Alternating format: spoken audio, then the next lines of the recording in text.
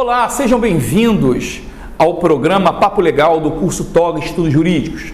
Vamos dar seguimento à nossa conversa, ao nosso bate-papo sobre a reforma trabalhista. No primeiro vídeo falamos sobre a prevalência do negociado sobre o legislado. E agora falaremos na questão afeta a ampliação da terceirização, incluindo não só a atividade meio, mas também, principalmente, a atividade fim das empresas tomadoras. Na proposta de reforma trabalhista, haveria a inclusão do artigo 4A à Lei 6.019 de 74, que trata do trabalho temporário, dizendo o seguinte: considera-se prestação de serviços a terceiros a transferência feita pela contratante da execução de quaisquer de suas atividades, inclusive sua atividade principal, a pessoa jurídica de direito privado, prestadora de serviços que possua capacidade econômica compatível com a sua execução. Ou seja, a reforma autorizaria de uma vez por todas a terceirização em atividade fim, na atividade principal da empresa tomadora. Nós sabemos que a terceirização, a denominação, a expressão terceirização é um neologismo da palavra terceiro e advém, é oriunda da ciência da administração. A ideia é de que a empresa descentralize parcela da sua atividade econômica, aquela atividade que seria secundária, complementar para uma empresa terceirizada, chamada empresa prestadora de serviços, a fim de que ela pudesse concentrar seus esforços, otimizar a sua atividade principal. Essa é a ideia da terceirização. Então, uma empresa, ela tem atividades fim, ou seja, finalísticas, principais, e secundárias, acessórias ou meios. A ideia da terceirização seria o quê? Possibilitar a contratação de empresas prestadoras de serviços para terceirizar esses serviços complementares, acessórios, relativos a atividades meio da empresa tomadora de serviços. E nos moldes da jurisprudência consolidada na súmula 331 do TST, é vedada a contratação por empresa interposta, ressalvado o quê? A contratação pelo trabalho temporário da Lei 6.019 de 74, é a súmula 331, item 1 do TST, e autoriza a terceirização em atividade de vigilância, conservação e limpeza e atividades meio, desde que não haja pessoalidade e subordinação direta entre o trabalhador terceirizado e a empresa tomadora de serviços. Então, quais seriam os limites da terceirização atualmente, de acordo com a jurisprudência consolidada na súmula 331 do TST?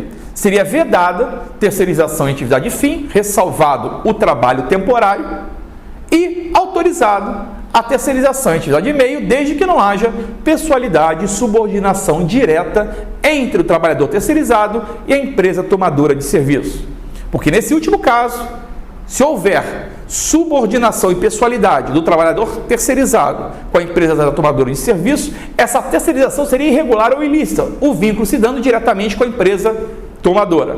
Salvo, logicamente, se a empresa tomadora for, na verdade, não uma empresa tomadora, mas sim uma entidade da administração pública, por ausência de concurso público, esse contrato seria o quê? Nulo. Não há como se reconhecer o vínculo de emprego em razão da ausência do concurso público, como já diz o item 2 da súmula 331 do próprio TST.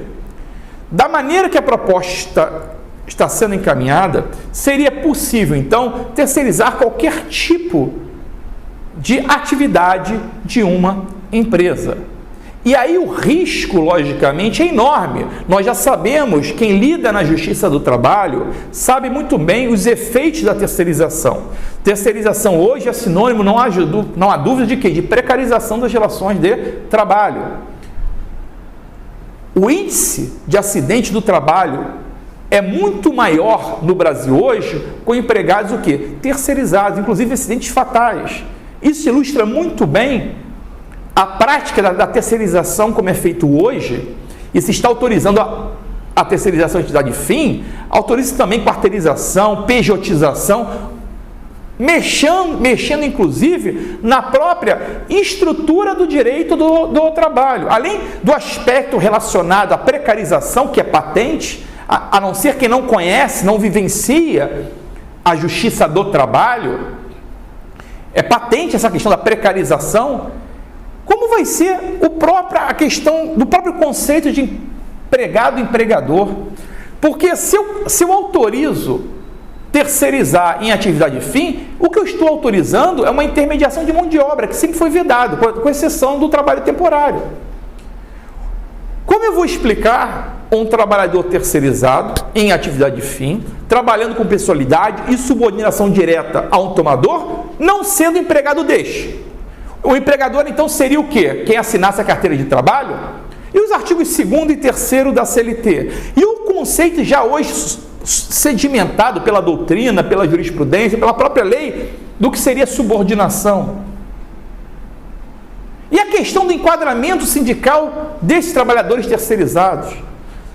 São questões que deixam claramente, transparente para quem vivencia o direito do trabalho e conhece a sua realidade, que a consequência disso será o quê? Precarização das relações de trabalho.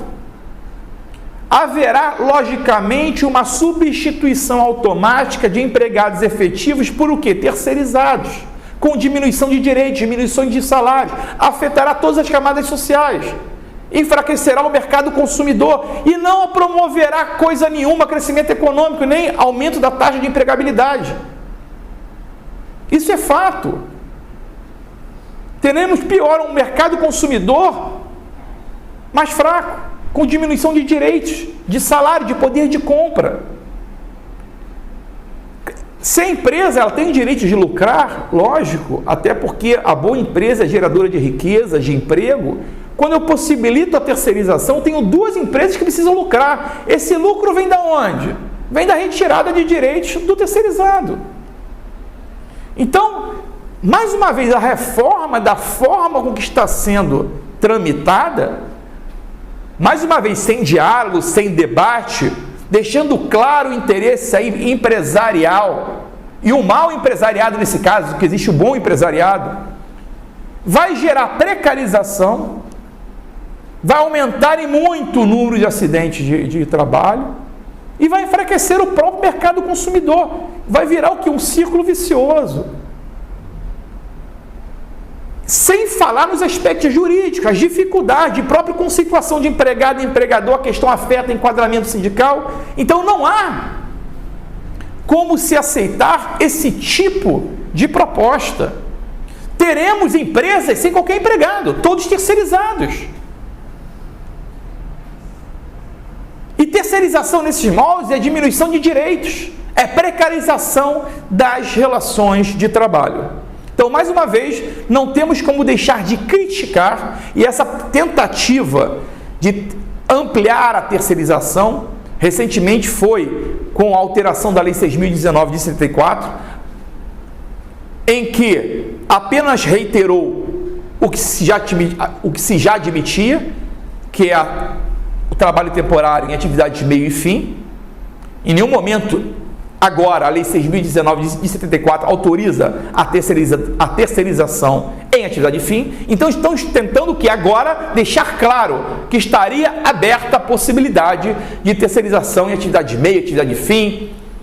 E aí nós teremos a pejotização, a quarteirização, ou seja, a ampliação, leia-se, da precarização das relações de trabalho, o que é data vênia é um absurdo e vai de encontro com o artigo 7º, inciso 1 da Constituição, o próprio caput do artigo 7º da Constituição, não promove em nada a melhoria da condição social da classe trabalhadora.